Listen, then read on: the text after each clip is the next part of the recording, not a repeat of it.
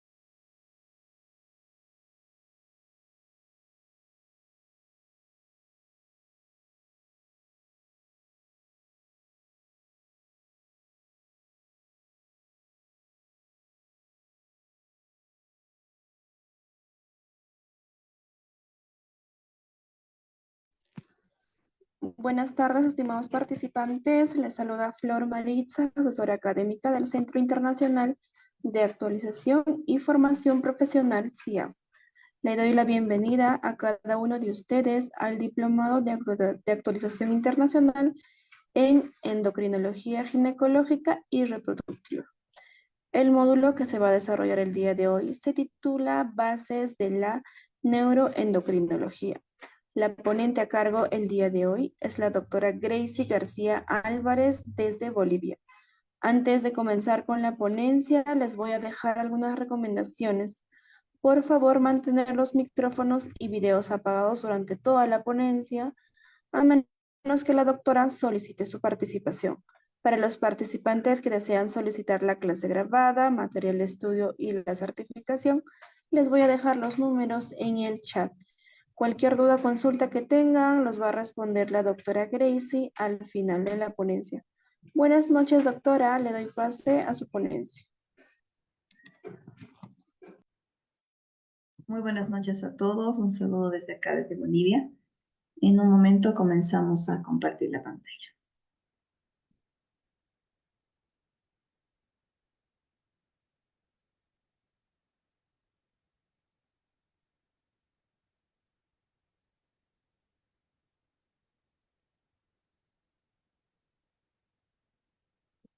Bien.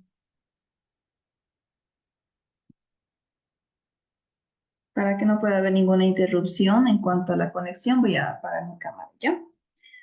Bien, nuevamente muy buenas noches. Sean bienvenidos a este diplomado que empieza con la clase de hoy del diplomado de endocrinología ginecológica y reproductiva. El tema del día de hoy es las bases de la neuroendocrinología. Comenzamos primeramente viendo los subtítulos que vamos a desarrollar. Primeramente vamos a ver la definición y conceptos fundamentales de la neuroendocrinología. Posteriormente vamos a revisar los mecanismos de retroalimentación y la regulación que se tiene a nivel hormonal. Vamos a revisar las hormonas y los transmisores en la neuroendocrinología, la regulación neuroendocrina del estrés y los avances recientes en la investigación neuroendocrina y las posibles aplicaciones terapéuticas. Bien, comenzamos entonces primeramente con la definición y conceptos fundamentales en la neuroendocrinología. Como esta primera clase es de temas relacionados a las bases fundamentales, vamos a definir primeramente qué es neuroendocrinología. La neuroendocrinología es el estudio de la interacción entre el sistema nervioso y las glándulas endócrinas. Quiere decir que, por una parte, el sistema nervioso tiene sus mecanismos, sus respuestas y una serie de acontecimientos que suceden para poder desencadenar la respuesta a los estímulos. Sin embargo, por otro lado, también el sistema endocrino tiene, a través de las glándulas y sus secreciones, mecanismos para ir dando el funcionamiento de todo el organismo. Entonces, la neuroendocrinología va a juntar estos dos conceptos. Vamos a unir los conceptos de lo que nos dice la neurología junto con la endocrinología. Entonces, esto va a incluir características biológicas de las células que están implicadas y que se comunican. En esta primera definición, la asociación es entre el sistema nervioso y las glándulas endócrinas. Ahora bien, ¿a qué se refiere? ¿Qué significa un neurotransmisor? El neurotransmisor va a ser la sustancia química que es elaborada por las células nerviosas y va a ser usada para comunicarse con otras células, inclusivemente con otras células nerviosas o células musculares, ¿no? Dependiendo. Entonces, los neurotransmisores van a ser esos componentes químicos mediante los cuales las células van a poder comunicarse y poder mostrar y, y poder combinar la información que se tenga de una célula a otra. Esto con la finalidad de poder dar una respuesta, ¿no? Ahora bien, ¿qué es hormona? Las hormonas van a ser sustancias que se van a producir en las glándulas endocrinas y son enviadas a través de la sangre para poder controlar diversas funciones de todo el organismo. ¿A qué nos referimos entonces con esto? Que van a ser el producto de secreción de las glándulas endocrinas. Y estas van a ser vertidas al torrente sanguíneo de manera que puedan llegar hacia los órganos diana y cumplir la función determinada, ¿no? La glándula endocrina tiene como definición que van a ser esos órganos conformados por células que se van a encargar de producir y secretar las sustancias que se van a vertir a la circulación sanguínea, ¿no? Y se van a encargar de las diversas funciones vitales. Entonces, tanto las hormonas las hormonas principalmente van a ser los productos de secreción de estas glándulas endocrinas para poder regular diversos mecanismos, ¿no? Ahora bien, conceptos que tenemos que tener clave para entender un poco toda esta parte, primeramente son qué es el mecanismo de regulación hormonal.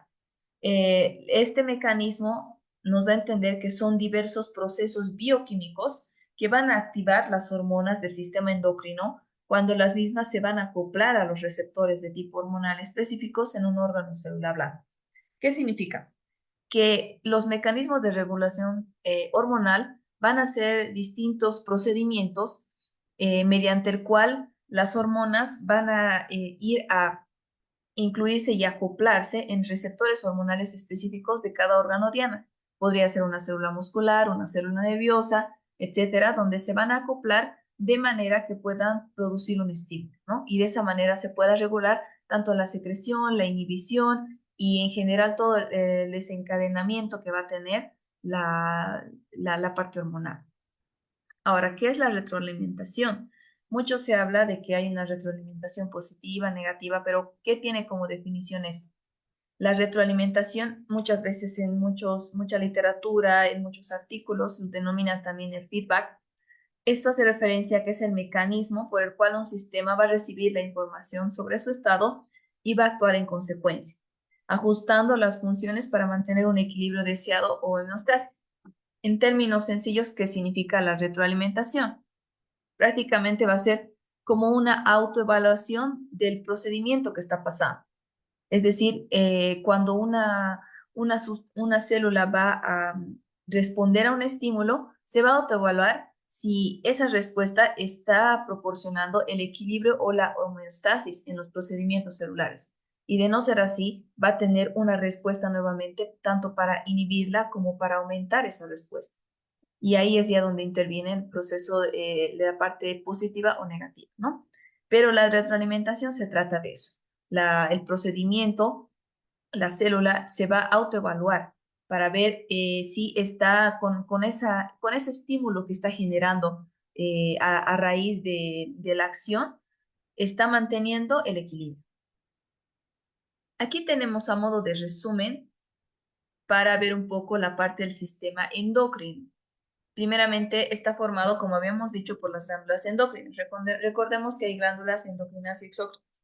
Acá nos vamos a evocar a las glándulas endocrinas porque van a verter las secreciones y las hormonas hacia el sistema circulatorio, es decir, internamente.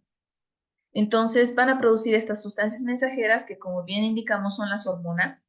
Las hormonas indicamos que son sustancias segregadas por las células especializadas, en este caso las glándulas endocrinas, que van a vertirse al torrente sanguíneo y que van a regular muchas funciones del organismo. ¿Cómo cuáles? Van a regular la velocidad de crecimiento celular. De esta manera, mediante la regulación hormonal, se va a poder ir coadyuvando para ver cuánto tiene que reproducirse, a qué velocidad tiene que reproducirse una célula y qué acciones debe tomar para esto. Muy importante también otra función, el metabolismo. El metabolismo es clave esencial para que toda célula pueda sobrevivir y pueda cumplir sus funciones. Y pues las hormonas van a coadyuvar y van a ser las agentes principales para que esto se cumpla. Otra función importante que van a cumplir estas hormonas van a ser el desarrollo y el funcionamiento de los órganos sexuales. Hay una relación directa, ¿no? Entre la parte del hipotálamo, la hipófisis y el sistema que se genera en esto. También va a tener la función de controlar el estado de ánimo. Y aquí va algo muy clave porque mucho se ha hablado de las hormonas de la felicidad. Y más adelante lo vamos a tocar de mejor manera este punto y vamos a desarrollar las características clave. Y bien, como indicamos, su función, el sistema endocrino va a ser precisamente liberar estas sustancias que van a dar todo este procedimiento que hemos indicado. Ahora bien, el sistema endocrino va a tener una relación muy estrecha con el sistema nervioso, porque, como dijimos, las glándulas principales que van a estar relacionadas, que van a ser ese puente de relación entre el sistema nervioso con el endocrino, van a ser precisamente la glándula pituitaria, la tiroides, la paratiroides, el timo, las glándulas adrenales.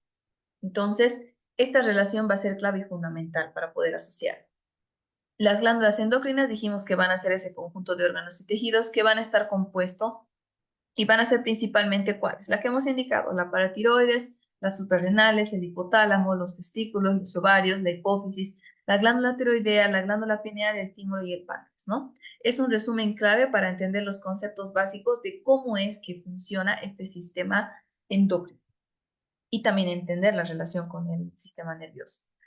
Ahora bien, una glándula clave para poder entender el sistema neuroendocrino va a ser precisamente la relación entre el hipotálamo y hipófisis y las secreciones de las mismas.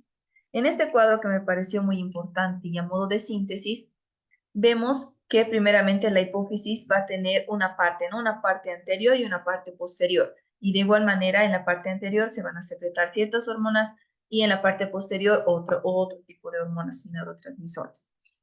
En la parte anterior tenemos a la LH, la luteinizante y la FSH como la folícula estimulante. A nivel del hipotálamo tenemos que se va a actuar la hormona productora de la gonadotropina, ¿no? Y la regulación va a estar dada por los estrógenos, progesterona, andrógenos, prolactina e inhibina. Y las glándulas objetivo de la folícula estimulante y la luteinizante, ¿cuáles van a ser? Van a ser precisamente las gónadas, los testículos y los ovarios, dependiendo la hormona, ¿verdad? Y bueno, las hormonas objetivo, ¿cuáles son? Son precisamente los estrógenos, los andrógenos y la progesterona.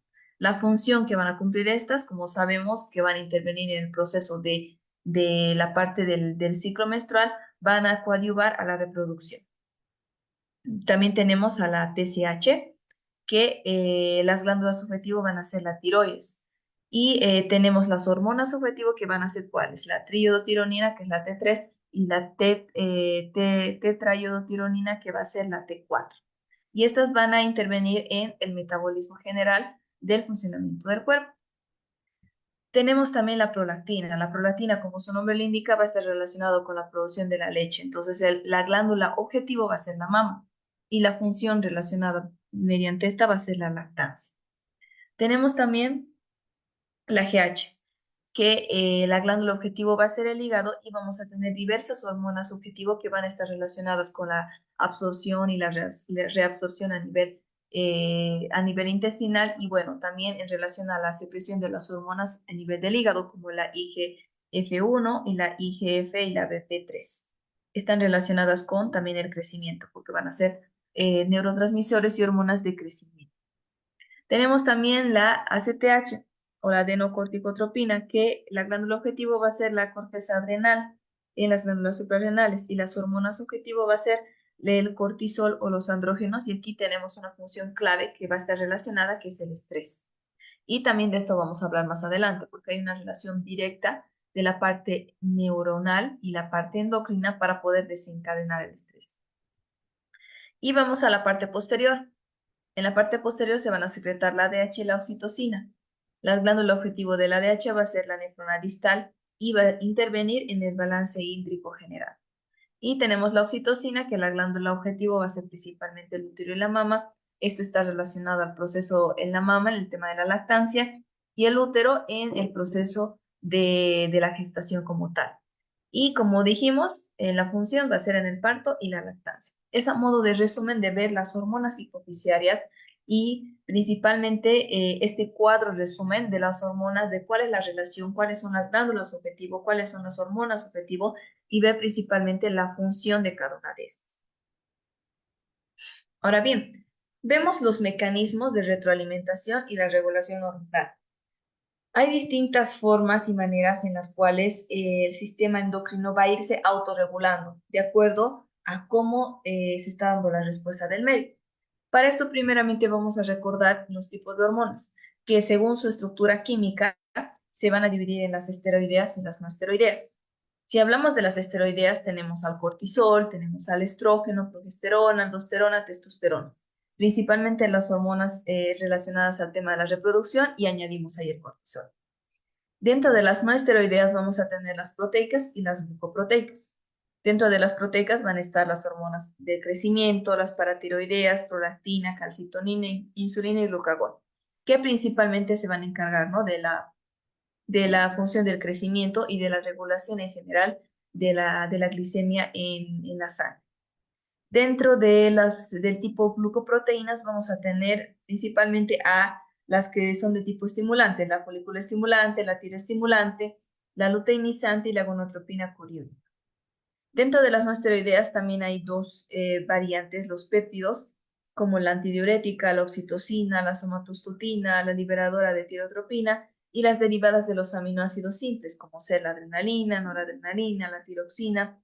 Entonces, de esta manera vamos clasificando los tipos de hormonas y principalmente para irlas catalogando, ¿no? Vemos aquí cómo es que se regula el eje hipotálamo, hipófisis, glándulas periféricas, más que todo para dar un panorama general de cómo es la regulación.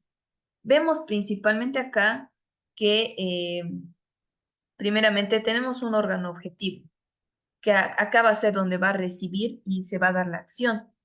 Pero, ¿qué es lo que sucede? A nivel del control neuronal, es decir, en las glándulas, en el hipotálamo, en la hipófisis, se va a secretar la hormona trófica, que es la cual va a ocasionar un cambio. Entonces, si esto es de manera positiva, llega a la glándula para poder hacer una regulación y una secreción de la hormona. La hormona puede intervenir en el metabolismo o podría unirse con una proteína ligadora para producir y desencadenar una respuesta. Entonces, esa misma hormona va a ir nuevamente, va a mandar señales para que pueda autorregularse, va a mandar a la hipófisis.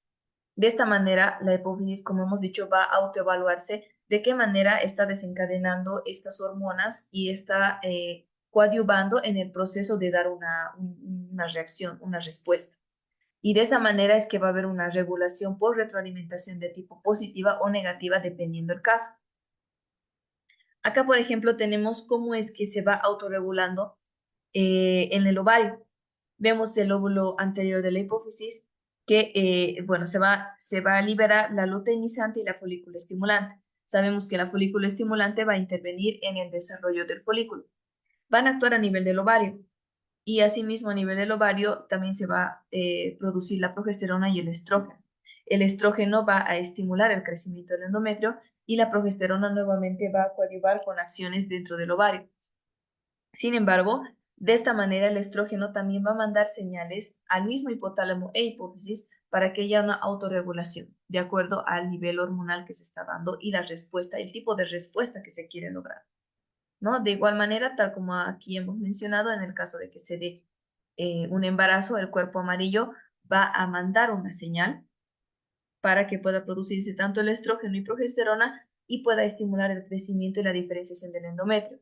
Estas mismas hormonas van a mandar nuevamente señales de retroalimentación hacia el hipotálamo y la hipófisis para que pueda evaluarse y ver qué respuesta siguiente se va a tomar de acuerdo a la acción determinada. Acá lo va de mejor manera, los sistemas de retroalimentación. Va a ser prácticamente la información de salida que regresa al origen. Como hemos dicho, una autoevaluación del objetivo que estamos teniendo. Si vemos una retroalimentación negativa, significa que hay que negar el cambio de entrada inicial. Entonces, cuando hay una retroalimentación, queremos evitar que el estímulo pueda desencadenar en una cierta respuesta.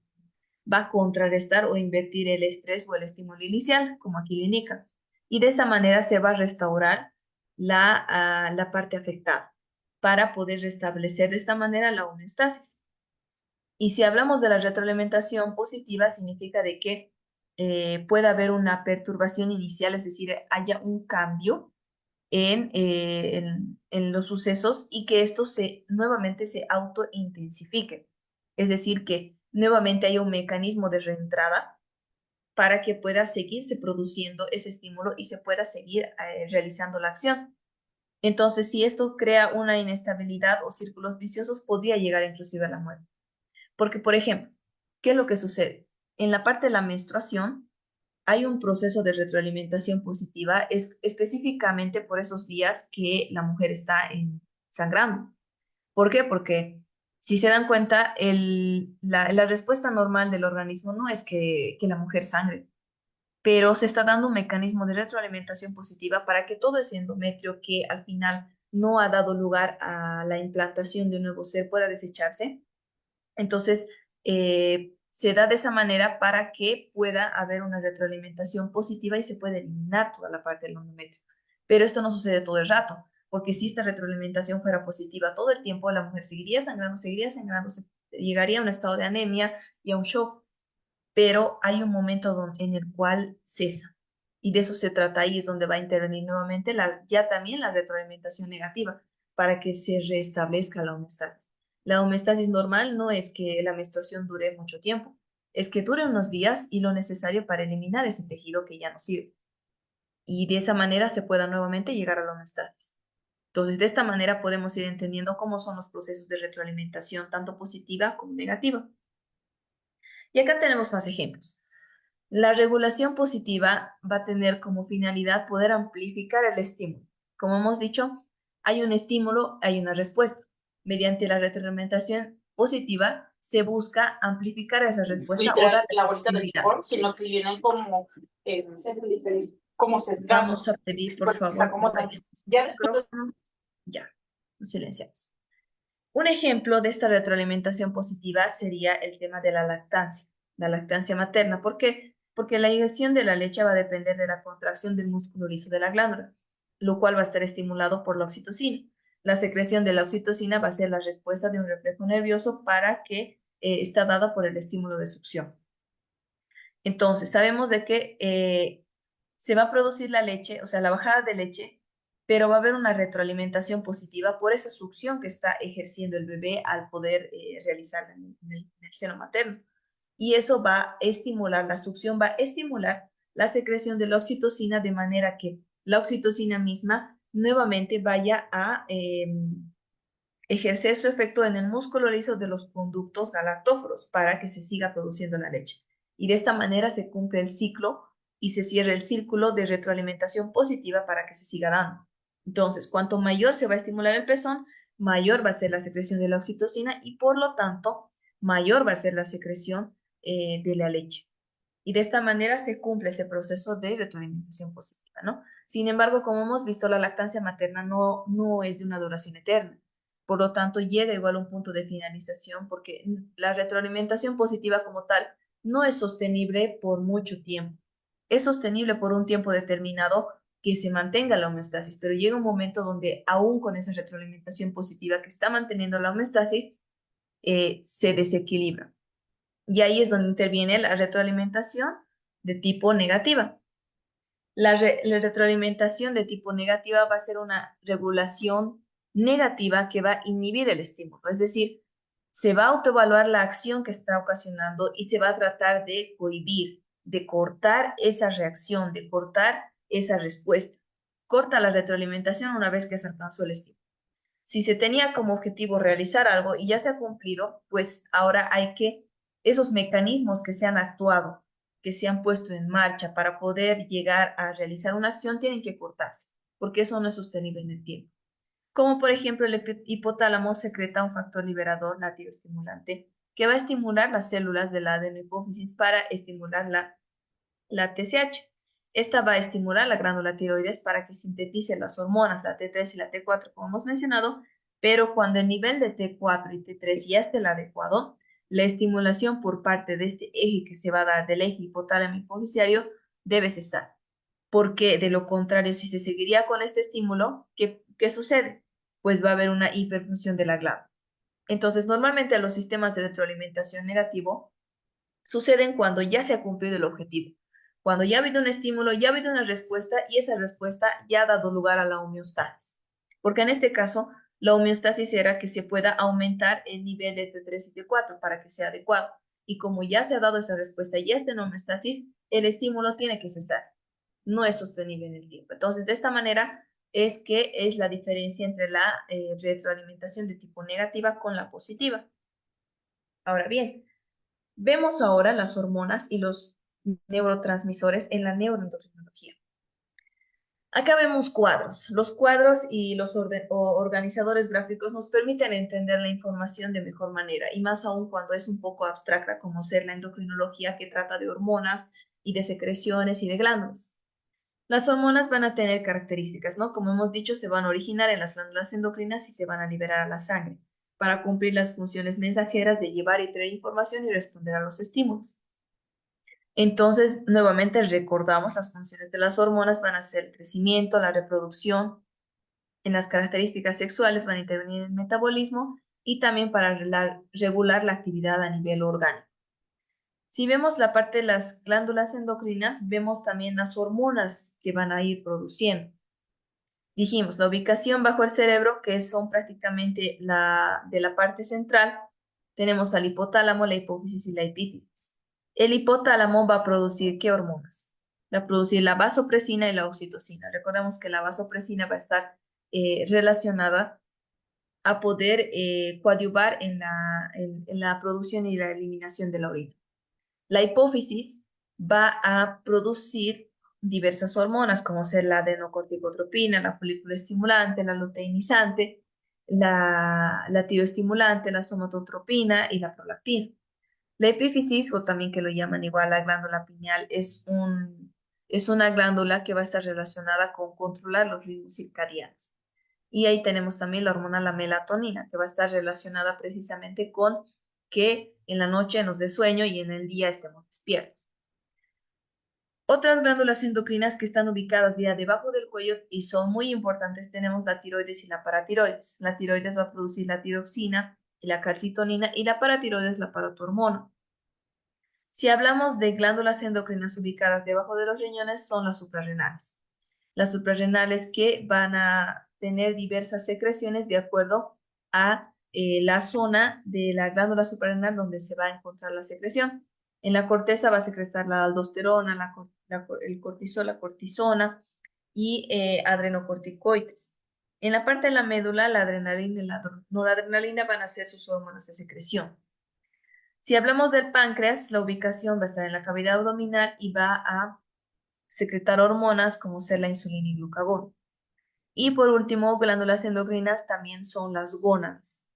Y en las gónadas, en el caso de las gónadas masculinas, se va a producir la testosterona y en el caso de las gónadas femeninas, el estrógeno y la progesterona. Es un resumen de la parte de las hormonas y también de la parte de los neurotransmisores. Ahora vemos si según la revista de información del CEBIER, hay 10 neurotransmisores principales que coadyuvan al funcionamiento del organismo. Tenemos principalmente en el puesto 1 a la acetilcolina, que va a tener como receptores los receptores muscarínicos, que van a dar lugar a una fase excitatoria, el papel de la vigilia, la conciencia, la consolidación de la memoria. También hay otro tipo de tipo muscarínicos, pero ya de tipo inhibitoria, donde van a ser autorreceptores y van a disminuir la liberación de los neurotransmisores.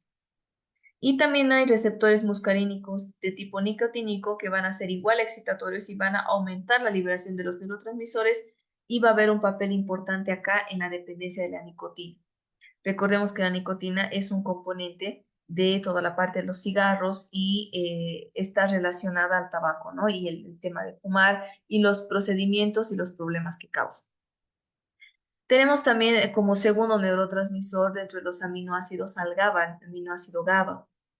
El GABA va a tener como receptor igual a los receptores de tipo GABA y va a ser la principal función inhibitoria mediante canales iónicos dependientes de ligandos y tiene lugar de acción de tipo hipnótico sedante.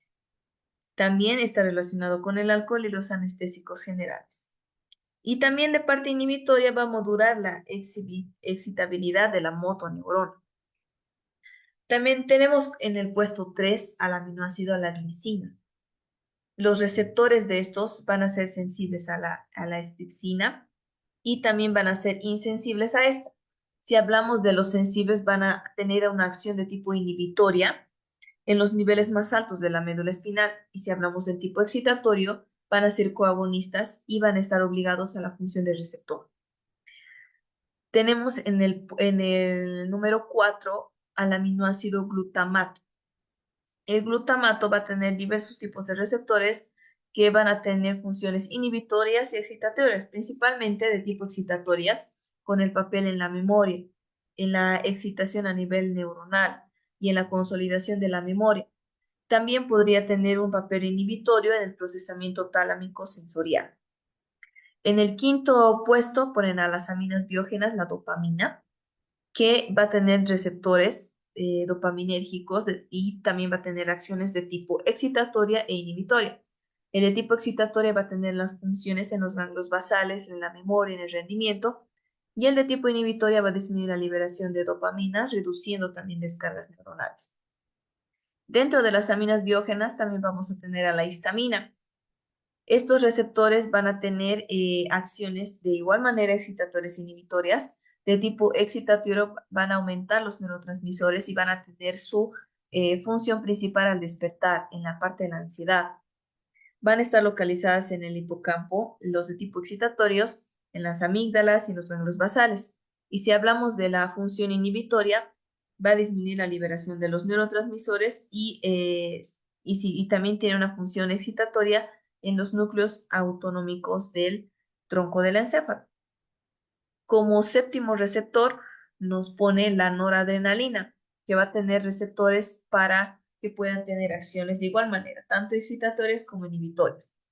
De tipo excitatorio en los núcleos autonómicos autónomos del tronco del encéfalo y del tipo inhibitorio en la parte del flujo de la salida del simpático fuera del sistema nervioso central, para actuar a nivel del dolor, disminuyendo la transmisión del dolor. Y si vemos la parte excitatoria, está dado en el córtex del sistema límbico y en el núcleo accumbens. Tenemos también a receptores de tipos de serotonina, la 5-HT, donde vamos a tener funciones tanto inhibitorias y excitatorias. Inhibitorias en el papel de la ansiedad y la depresión. Es decir, que cuando la serotonina está inhibida, va a haber la predisposición y se va a desarrollar la ansiedad y la depresión. Sin embargo, si es de tipo excitatorio, es decir, lo contrario, van a dar lugar a eventos de psicosis, ¿no? Y bueno, también tenemos neuropéptidos de tipo péptidos opioides que van a tener su función inhibitoria únicamente como papel analgésico en el procesamiento sensorial y la dependencia, ¿no? de la farmacología opioide. Y los neuropépticos como las taquicininas, que van a tener una función excitatoria en el procesamiento del dolor, de la regulación autonómica. Este es un resumen más o menos clave y de forma más esquemática de los neurotransmisores, los 10 más importantes que nos propone el Sevier para poder fundamentar estas bases de la neuroendocrinología. Ahora bien, vamos a un tema interesante y peculiar, que es precisamente la regulación neuroendocrina del estrés. ¿Y por qué llamamos peculiar e interesante? Porque todos estamos expuestos, absolutamente todos, a cierto grado de estrés. El estrés va a tener su incidencia en el sistema endocrino y de igual manera en el sistema inmune. Va a actuar a nivel de la función intestinal, a nivel de la regulación del apetito y del comportamiento, dando lugar a un consumo verdadero de nutrientes. ¿Qué quiere decir? Que el estrés va a ir consumiendo reguladores que van a intervenir en la parte intestinal, en la parte del apetito y del comportamiento. De esta manera hay una repartición de nutrientes y estos van a la termogénesis, que puede ser incluso a fiebre, es decir, uno con tanto estrés, por eso es de que se pone la cabeza caliente, uno tiende a aumentar la temperatura y a un índice de acreción y movilización. Entonces, la respuesta del estrés va a estar dada, primero tenemos como primer interventor en esto a la glándula pituitaria. Vamos a tener mediante la hormona ACTH y también va a tener su acción la glándula adrenal, de manera que se va a ir aumentando la respiración, se va a convertir el glucógeno en glucosa, es decir, va a haber una transformación de las reservas de glucógeno en glucosa para precisamente poder tener las energías. Va a haber un aumento de la presión sanguínea, de igual manera, una visión de túnel, como se lo denomina, o la midriasis, para que pueda haber una mejor visión, un aumento de la frecuencia cardíaca, una reducción de la digestión y un aumento del sudor. Y esto va a estar mediado por hormonas, principalmente el cortisol y la adrenalina, que son hormonas clave, neurotransmisores clave para desarrollar la respuesta del estrés.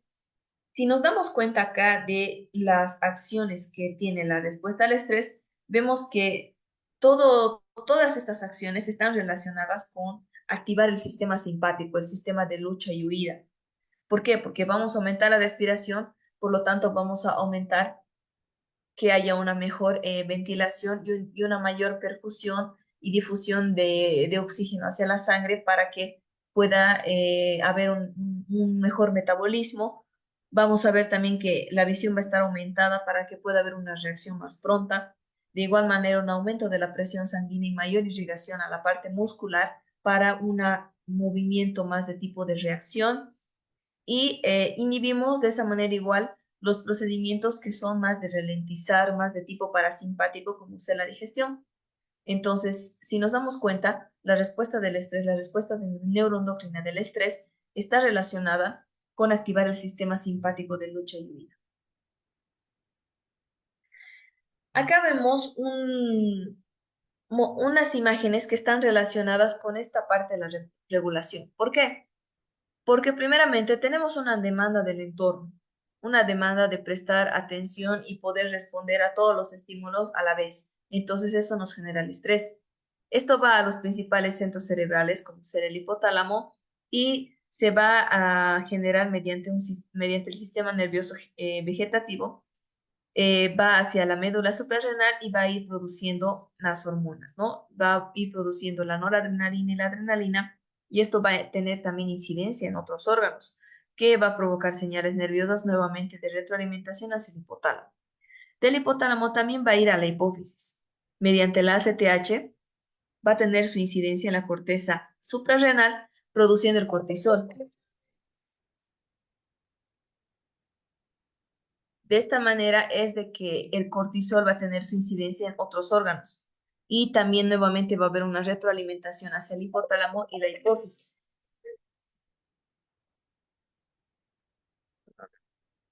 Ya. Una disculpa. Ya. Entonces, vemos de esta manera que va a haber un nivel también de poder tener una respuesta hacia el estrés. ¿Por qué? Porque en un inicio uno puede ir primero viene toda la sobrecarga del estrés. Entonces, ¿qué hace uno? Trata de responder a eso. Y con eso, ¿qué va a hacer? Va a tratar de adaptarse. El ser humano es un ser que siempre trata de poder adaptarse al medio, a las adversidades del medio, a las características. Pero esta transición, esta transformación, esta adaptación no es sostenible a lo largo del tiempo. No podemos estar todo el rato sometidos a un estrés continuo, porque esto va a llegar a somatizarse en un punto. Es por eso que aquí lo ponen el nivel de estrés y cómo esto va teniendo. Primeramente hay una reacción de alarma, ¿no? Porque si digamos, de repente entramos a un trabajo que es muy estresante, nos dan mucha sobrecarga laboral, principalmente lo asociamos a la parte laboral. Hay mucha carga laboral, entonces, ¿qué hacemos? Tratamos de responder a todos esos estímulos. Si nos dan, digamos, tenemos que hacer este trabajo, tenemos que presentar este examen, tenemos que saber esto, tenemos que hacer el otro, tratamos de responder a todos esos estímulos. Tenemos como ese bajón, donde estamos reaccionando y nos ponemos en alerta, en alarma. Luego va a llegar un punto que vamos a poder tener un mejor control de ese estrés, vamos a poder responder de mejor manera a esos estímulos y esto va a ir en una meseta, porque va a ir continuo a lo largo del tiempo. Es nuestro estado de resistencia.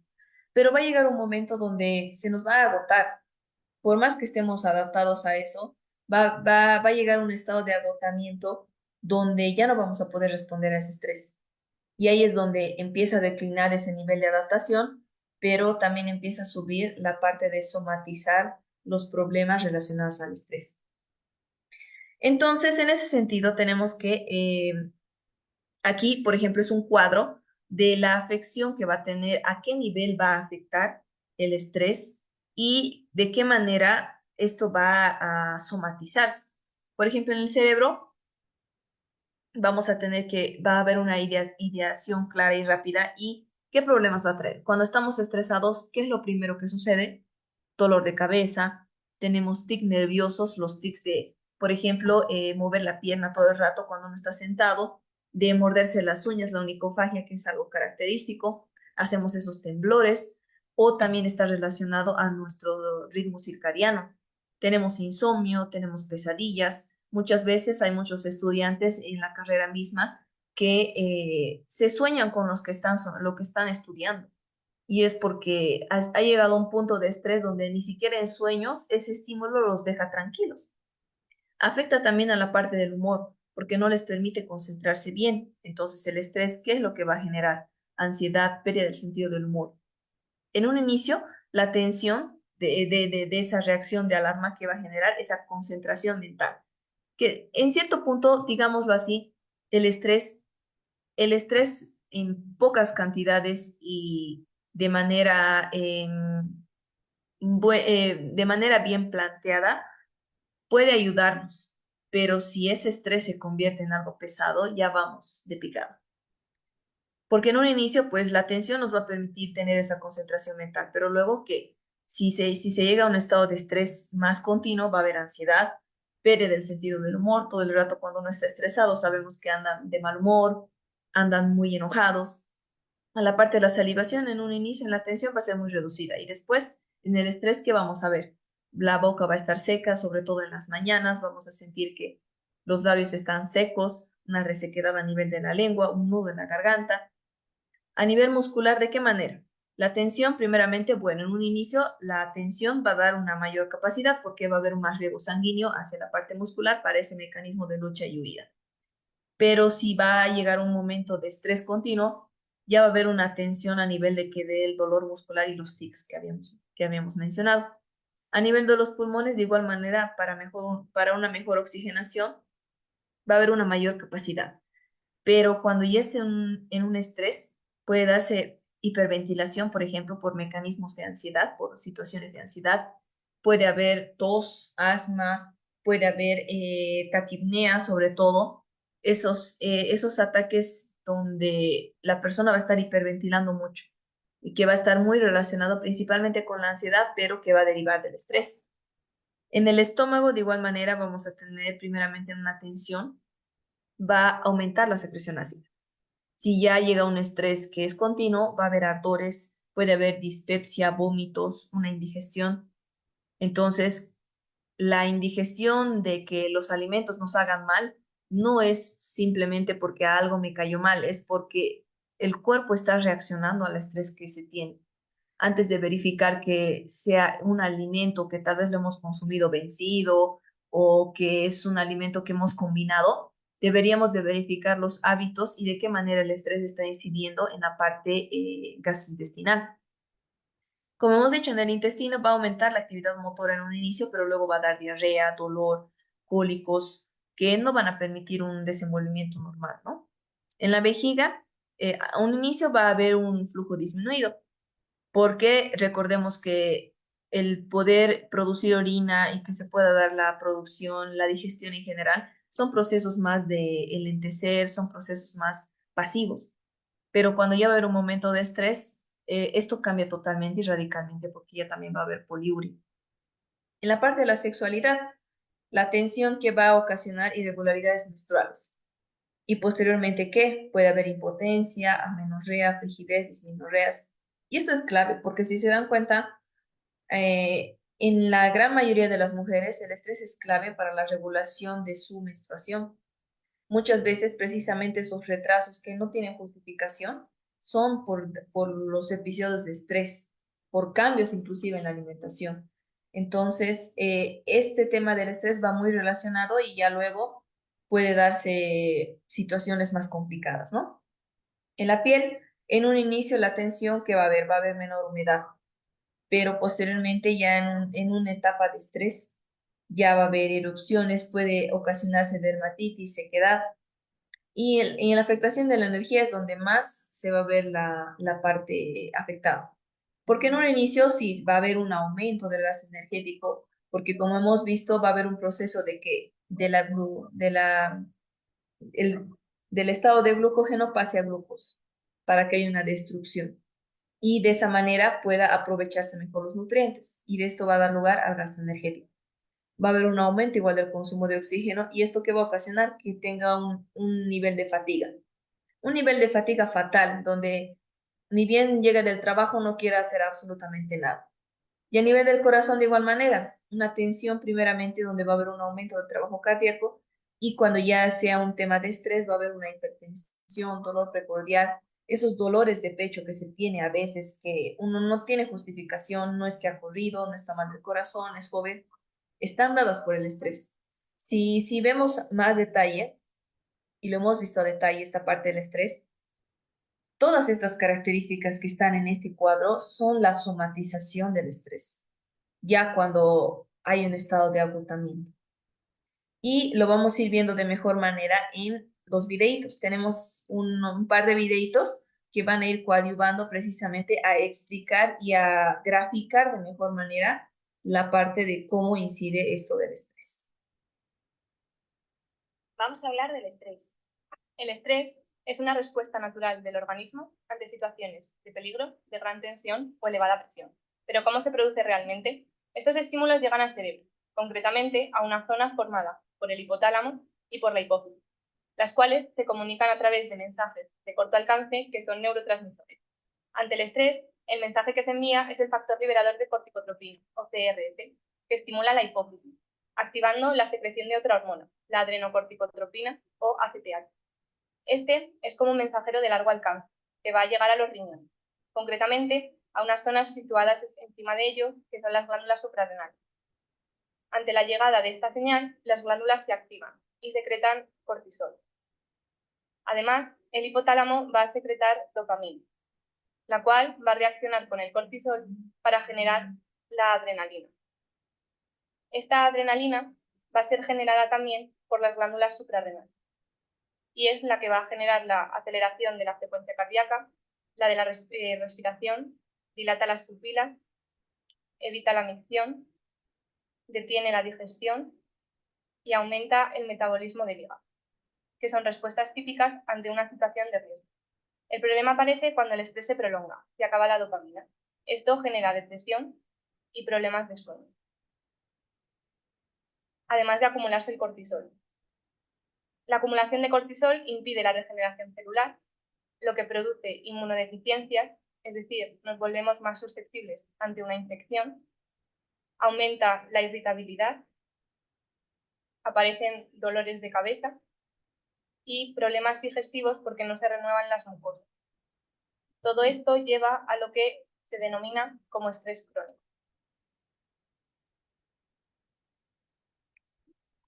Bien.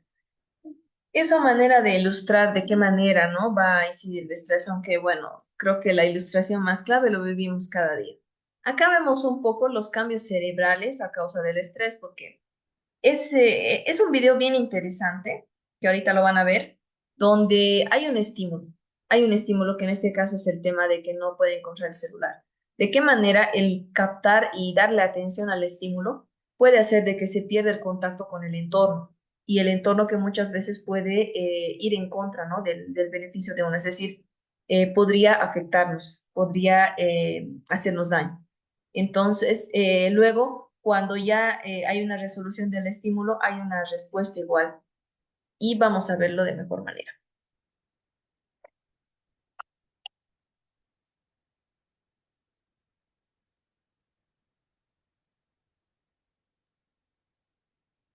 En caso de estrés, intervienen dos partes del cerebro, el sistema límbico y la corteza prefrontal. El sistema límbico es la zona de los automatismos. Es el que primero reacciona de forma instintiva y desencadena la secreción de hormonas que provocan el estado de alerta, de pánico, que todos hemos experimentado alguna vez. Es entonces cuando la corteza prefrontal, cuyo papel es el de analizar, organizar e innovar, entra en desacuerdo con el sistema límbico y permite regular este estado de alerta. Detiene la liberación de hormonas y elabora nuevas soluciones. Estos dos sistemas son complementarios. Aunque en caso de estrés, si únicamente está al mando el límbico, el estado de emergencia persiste y el cuerpo se agota. Para evitar que esto ocurra, se debe ejercitar más a menudo nuestra corteza cerebral, entrenándola.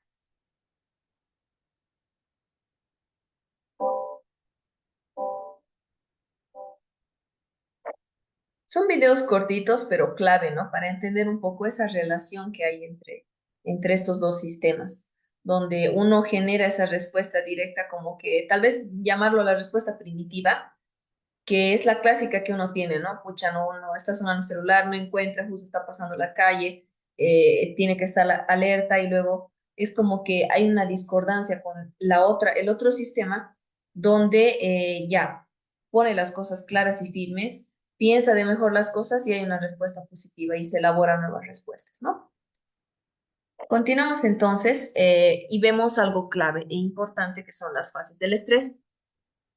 Dentro de las fases del estrés van a ser tres principalmente. Primero, la fase de alarma que hemos llamado, donde va a haber una movilización de las defensas del organismo. Como ya hemos visto, va a haber un aumento de la frecuencia cardíaca y respiratoria, va a haber una contracción del vaso, generando los glóbulos rojos en enormes cantidades. De esta manera va a haber una redistribución sanguínea que va a disminuir la irrigación en las zonas menos importantes, como ser la piel y las vísceras. Es por eso que al tener menor irrigación, menor producción de orina en un inicio, para poder aumentar la irrigación en las zonas de acción. ¿Y las zonas de acción cuáles van a ser? El músculo, cerebro y corazón. Van a ser los tres comandantes de una respuesta rápida que están relacionados, como hemos dicho, con el sistema simpático y la dilatación pupilar también, ¿no? Además va a haber un aumento de la coagulación de la sangre y un aumento de los linfocitos. En la fase de alarma tenemos la nueva situación, esa tensión muscular, se agudizan los sentidos, hay ese aumento de la frecuencia cardíaca y se liberan las hormonas, ¿no? Es prácticamente esto clave. Cuando agarran y nos dan ya, en relación al trabajo, nos dicen ya, tienes que hacer todo esto. Es una fase de alarma del estrés donde sabemos de que tenemos mucho trabajo, muchas cosas, no sabemos cómo organizarnos para poder cumplir. Luego pasamos a la siguiente fase. En la siguiente fase tenemos la fase de resistencia o adaptación. Acá, ¿qué tenemos? Es el intento de poder superar, adaptarse o afrontar. Los niveles de cortisol ya se van a ir normalizando y va a haber la desaparición de la sintomatología. En esta fase ya vemos, por ejemplo, ejemplificando en imágenes, cómo en un inicio era dar el trabajo y uno estresado porque cómo lo va a hacer. Pero en la fase de resistencia ya la persona va adquiriendo diversos mecanismos de tranquilizarse, de poder organizar su tiempo para que pueda cumplir todo lo programado, ¿no? Es como que uno ya acepta que tiene que hacer muchas cosas, que va a ser un proceso estresante, pero lo va sobrellevando. En esta fase la situación obviamente no termina, hay una adaptación al estrés y la resistencia. Se eleva también la glucosa para poder realizar todas las funciones que conlleven el poder cumplir el objetivo. Y luego vemos ya la fase de alarma o agotamiento, que es ya el ir de picada, ¿no? Donde se va a repetir con frecuencia el estímulo, el estrés, o es de larga duración. Vamos a tener recursos de adaptación que los recursos de adaptación al estrés no van a ser ya suficientes, una alteración tisular y la aparición de patologías psicosomáticas. Acá es como que ya está fulminado. Primeramente, suponiendo, ¿no?, que es una persona nueva en el trabajo, le dan mucho trabajo, se adapta, puede de alguna manera realizarlo todo, trata de hacerlo conforme indica, pero llega un tiempo de que esto le agota, porque como hemos dicho, no es sostenible a lo largo del tiempo, y entonces va de picada. En esta fase de agotamiento vamos a encontrar ese estrés severo, las reservas físicas y psíquicas se van a agotar y una pérdida de la capacidad de la respuesta. Ya no se va a poder responder de buena manera. Al contrario, ya no se va a poder responder. Y por ende, perdón, van a haber consecuencias, ¿no? El consecuencia va a ser ese estrés crónico, la incapacidad de poder controlar el entorno, los trastornos del sueño van a aparecer, el insomnio, etcétera. La sensación del agotamiento que va a ser inexplicable prácticamente, ya enfermedades psicosomáticas, ¿no? Y bueno, acá hacemos como un collage de precisamente esas consecuencias del estrés, porque acá vemos la clara ejemplificación del sistema neuroendocrino, de qué manera, en el video anterior también lo hemos visto, de qué manera actúa la parte nerviosa con la respuesta hormonal. Y me gustaría hacer hincapié en esta parte porque es un tema interesante para verlo, sobre todo en la parte de la pandemia, porque creo que no ha habido estrés más grande que la situación de la pandemia. El tener que estresarse porque si uno al día siguiente iba a vivir o no, es decir, si se enfermaba o no, de qué manera iba a progresar esa enfermedad, si sus familiares iban a estar bien o no, cómo se iba a traer dinero a la casa y cómo se iba a seguir continuando con el trabajo. Ha sido una situación de estrés tremendo, donde todos hemos tenido que adaptarnos, si se dan cuenta. Nos hemos adaptado de qué manera mediante la virtualidad. Ahí en ese claro ejemplo vemos de qué manera se adapta el estrés. Pero la virtualidad no era sostenible porque no se responde de la manera adecuada, es decir, una educación de tipo presencial no se va a igualar de forma total a una educación virtual. Entonces, ¿qué es lo que se hace? Se tiene que nuevamente retomar a cómo era la homeostasis, y la homeostasis era sin una pandemia. Entonces, ¿y cuál es dónde está la fase de, ya vemos la fase de agotamiento donde ya está muy, muy desgastado? Esa fase donde aparece inclusive el burnout. No sé si han escuchado hablar, pero es, es un síndrome que se lo denomina el síndrome del quemado, donde el agotamiento del estrés es tal que no te permite hacer nada, no te permite pensar, no te permite realizar actividades, uno está totalmente desenfocado en las cosas, no tiene sentimientos, es esa situación de estar quemado. Por eso es que esta imagen es muy característica. Es prácticamente la persona con tanto nivel de estrés, ha pasado por ese proceso de alarma, de poder adaptarse y de agotamiento donde ya no da más, ya no da más, hasta el rostro mismo le cambia. La causa del estrés es la presencia de un factor estresante, entonces posteriormente se va a dar la ansiedad. Y en la ansiedad ya vemos cómo está la disposición, por ejemplo, en la parte del rostro y de las facies, cómo van a estar la disposición de las cejas, la boca, la fisionomía misma. Y este síndrome del quemado es muy importante porque abre las puertas a poder investigar igual de qué manera esto se da en los profesionales de la salud, y sería prácticamente la aplicación de la neuroendocrinología, porque este síndrome del quemado, hay muchos profesionales que lo pasan. Están tan agobiados por el tema del estrés que ya no da más. Es como quemarse, tal como está indicado en las imágenes. Una fase más crónica del estrés precisamente va a ser la ansiedad, porque el estrés va a ser primeramente a corto plazo, se va a dar una respuesta a una amenaza reconocida, pero posteriormente se va a desarrollar como consecuencia de este estrés a largo plazo una ansiedad que puede permanecer, donde no va a haber directamente capaz una acción desencadenante, sin embargo se está dando. En un inicio vemos, por ejemplo, el estrés que va a causar lo que hemos dicho, ¿no? El mal humor, la irritabilidad, el enojo, soledad, puede ocasionar problemas a nivel gastrointestinal como las náuseas, problemas en el pensamiento, sensación de agobio, y ya esto se va a ir somatizando como al aumento de la frecuencia cardíaca y respiratoria, problemas a nivel gastrointestinal, como hemos dicho, y posteriormente va a dar lugar a una ansiedad cuando va a haber sudoración, excesivo nerviosismo, una intranquilidad que a veces no hay una razón aparente, una sensación de temor, y ahí es donde vemos que ya está incidiendo de una manera más catastrófica, por así decirlo. Y bueno, ya lo hemos dicho prácticamente en palabras, cómo es el proceso del estrés laboral. Primeramente hay una demanda, ¿no? Y la demanda no solamente es laboral, hay demandas familiares, hay demandas a nivel social, ambientales y personales. La familia muchas veces incide mucho en las metas profesionales. Esto causa el estrés. Laborales, no hay donde perderse, lo hemos ejemplificado.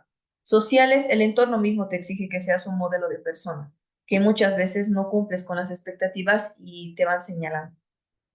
Ambientales y del entorno de igual manera, el tener éxito, el ganar dinero, que siempre está acorde, ¿no? A la parte laboral. Y los personales en general, ¿no? El poder tener, hacer siempre actividad física, poder verse bien y metas como tal personales que a veces son muy idealizadas. Entonces, ¿qué pasa? Van a haber mediadores. En esto vemos la constitución física, por ejemplo, en el tema personal, la personalidad, que va muy ligada igual a cómo nos responde, el estilo de vida, el apoyo social y familiar y la supervisión de los compañeros. Entonces, generamos las respuestas, el cansancio, la irritabilidad, la desorganización y ese rendimiento bajo. Lo vamos a controlar mediante descanso, relajación y el afrontamiento, que son periodos cortos, pero sin embargo pueden tener esas consecuencias que habíamos mencionado, la enfermedad, tener inclusive adicciones. Muchas veces hay muchas personas que por tanto estrés y ansiedad comienzan con vicios como ser el alcoholismo y el tabaco. Y bueno, ya que nos hemos adentrado mucho en el tema del estrés, sin embargo, era muy importante mencionarlo, vemos detalles de los avances recientes en la investigación neuroendocrina y las posibles alteraciones terapéuticas. Como tal, en esto llama mucho la atención en cuanto a los avances. Hay muchos videos que indican que se podría producir tanto la felicidad como el amor en un laboratorio. ¿Y esto por qué? Porque esas sensaciones esos sentimientos, la felicidad, el amor, está mediado por químicos, sustancias químicas, y esos son los neurotransmisores, las hormonas. Entonces, es una combinación de esos químicos que pueden llegar a producir ese sentimiento. Obviamente que esos químicos en el ser humano lo vamos a dar una interpretación, ¿no? A nivel cerebral. Entonces, en base a esto vemos que se habla mucho de la parte de las hormonas de la felicidad. ¿Y cuáles son estas? Van a ser la dopamina, serotonina, las endorfinas y oxitocina. La dopamina está encargada del placer. ¿Y cómo nosotros podemos generar placer? Aunque no lo crean, el dormir bien genera placer. ¿Qué más reconfortante que poder estar en la camita y tener un buen descanso? El poder celebrar los logros. Cada logro, por pequeño que sea, es muy importante a nivel neuroendocrino para poder generar esta hormona. Celebrar pequeños logros desde poder simplemente tal vez tender la cama o lograr un ascenso, desde lo más pequeño hasta lo más grande. También hacer ejercicio al sol, el poder realizar actividad física y que pueda estar en ambiente libre, genera esas hormonas, la dopamina, porque estamos en relación con el ambiente, la naturaleza, el sol mismo que sabemos que va a producir la vitamina D, ayuda. La serotonina va a regular el estado de ánimo. ¿De qué manera nosotros podríamos activar esto? Haciendo acciones de agradecimiento, disfrutar de la naturaleza, recordar momentos felices, lo que nos pueda generar una sonrisa. Las endorfinas van a reducir el dolor. ¿Y de qué manera, por ejemplo, esto vamos a lograrlo? practicar hobbies, practicar actividades que nos gustan, ya sea tocar un instrumento, realizar actividad física, poder asistir a alguna charla, no sé, reír con los amigos. Sabemos que el reír, como dicen, ¿no? Ya sea de forma objetiva y subjetiva, el reír te aumenta años, dicen. Entonces es bueno siempre mantener ese estado de ánimo y tener motivos, ¿no? Escuchar música, sabemos por ende que la música activa muchos centros neuronales que van a poder precisamente hacernos sobrellevar de mejor manera el estrés. Bailar, de igual manera, va relacionado con el poder poner en práctica los movimientos acorde a la música. La oxitocina va a reducir el estrés. ¿Mediante qué acciones? Por ejemplo, la meditación, el abrazar, el comer un chocolatito. El tema de meditar a veces lo ponen mucho relacionado a la parte espiritual, religiosa. Sin embargo, no es tanto así. Hay muchas aplicaciones, inclusive en los celulares, que dicen que uno medite 10 minutos al día. Y la verdad que ayuda porque uno ayuda a concentrarse en uno mismo, en situaciones básicas como ser la respiración, de manera que uno por un momento ponga su mente en blanco y se olvide de todas las cosas, ya sea buenas o malas. Simplemente se concentre en el presente y en ese estado que está. Es una práctica muy interesante, igual les recomiendo que puedan ahondar aún en este tema. El abrazar, los abrazos generan una sensación, ¿no? de protección, de cariño. Y el comer chocolatito negro se indica que inclusive para activar centros neuronales de la memoria es muy importante. Muchas veces muchos docentes y colegas nos recomendaban en la universidad misma que antes de ir a un examen uno coma un chocolatito para poder activar un poco, ¿no? La parte de la memoria, de los recuerdos, de todo lo que uno ha estudiado y poder hacer la relación. Y pues acá no es más que un recordatorio de en qué involucran la dopamina, como hemos visto, es la hormona de la motivación y la recompensa. La oxitocina lo llaman la hormona del amor, sin embargo, también sabemos que está relacionada en los procesos de la lactancia y del parto, ¿no? La serotonina, la hormona del placer y la felicidad, y las endorfinas que tienen un efecto analgésico. Y bueno, acá les traigo de igual manera un pequeño video que nos va a animar a poder ahondar un poco más en relación a esto de las hormonas y los neurotransmisores, porque es prácticamente el avance de hoy en día. Y vamos a verlo. Te invito a que recuerdes un momento feliz. ¿Ya lo hiciste? Perfecto. Entonces debes saber que cada vez que te sucede esto, están funcionando tus hormonas de la felicidad. A nivel general, 4 sustancias de tamaño mínimo controlan tu felicidad, y es por eso que debes conocerlas. En este video te las presentaremos para que sepas cómo funcionan y, sobre todo, cómo estimularlas para que siempre tengas un día animado. Iniciemos por la dopamina, que es realmente un neurotransmisor. También proporciona placer y relajación. Actúa en procesos de memoria y aprendizaje porque regula la duración de los recuerdos. De manera interesante, la dopamina es la culpable de nuestras adicciones. Además, podría estar relacionada con rasgos de la personalidad, como la inseguridad, la cobardía o incluso el grado de extroversión. Una de las más importantes es la función motivacional, que no solo nos recompensa cuando realizamos una actividad placentera, sino que también se libera mucho antes de realizar una acción. De esta manera buscamos actividades placenteras y evitamos las negativas. Pero no todo es placer, pues el exceso de dopamina se relaciona con la aparición de manías y esquizofrenia, y cuando disminuye su producción se origina la enfermedad de Parkinson. Entonces, ¿cómo aumentamos la producción? Pues haciendo ejercicio, durmiendo lo suficiente, celebrando los logros diarios, comiendo menos grasas saturadas y más proteínas, consumiendo frutas maduras y alimentos ricos en antioxidantes. Continuemos con la conocida como hormona de la felicidad y hablamos de la serotonina. Debes saber que se sintetiza en el sistema nervioso y tiene un papel tanto de hormona como de neurotransmisor. Cumple con muchas funciones, teniendo impacto en la temperatura corporal, el apetito, la división celular, la salud del sistema cardiovascular, los ciclos del sueño, las funciones cognitivas y, por supuesto, actúa en la regulación de las emociones, autoestima y confianza. El bajo nivel de serotonina cumple un papel importante en el desarrollo de la depresión. Es por esto que los medicamentos más usados para esta enfermedad prolongan el tiempo que pasa la serotonina libre. Entonces, eso se traduce en mayor tiempo de felicidad.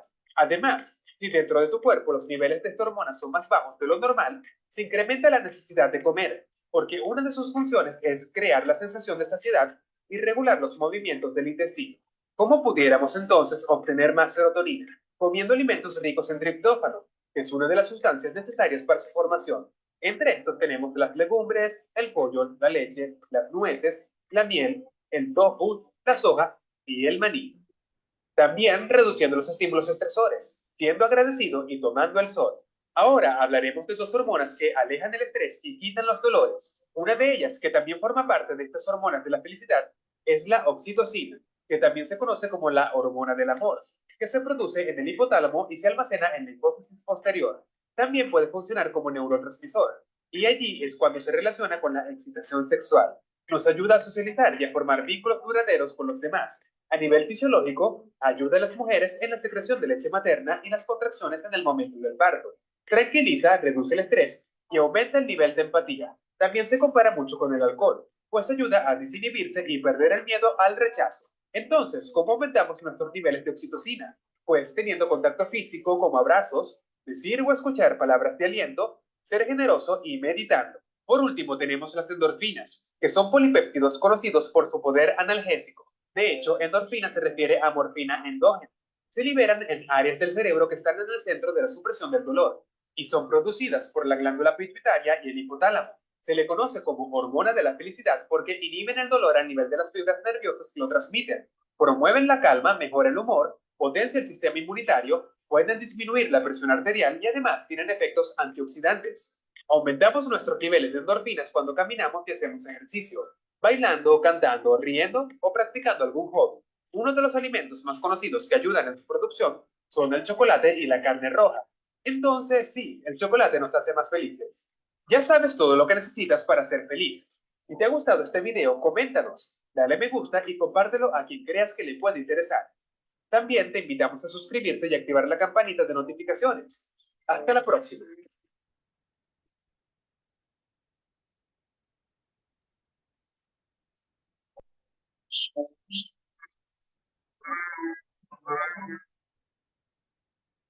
Bien, ese era el video de las hormonas de la felicidad. Y bueno, con eso concluimos. Nos hemos pasado un poquito de tiempo, pero sin embargo creo que la explicación ha estado para que se lo pueda tomar muy en cuenta. La bibliografía revisada son precisamente de la fisiopatología, de la regulación hormonal.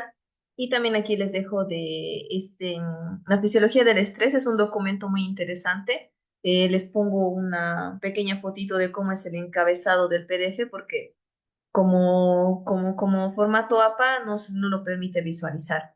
Sería bueno que igual lo puedan revisar esto para ampliar aún más y muchísimas gracias por su atención. Si hay alguna duda o inquietud, lo voy a estar respondiendo por el chat. Voy a dejar de compartir la pantalla.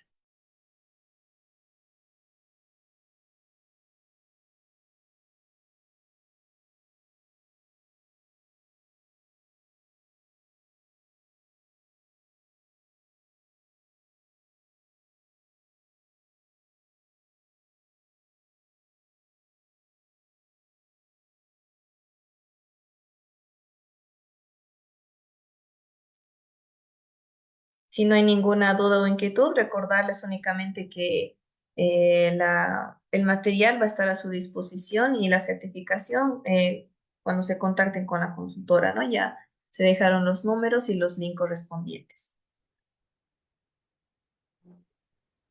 Si no hay ninguna duda, me despido. Muchísimas gracias por su atención y hasta otra oportunidad.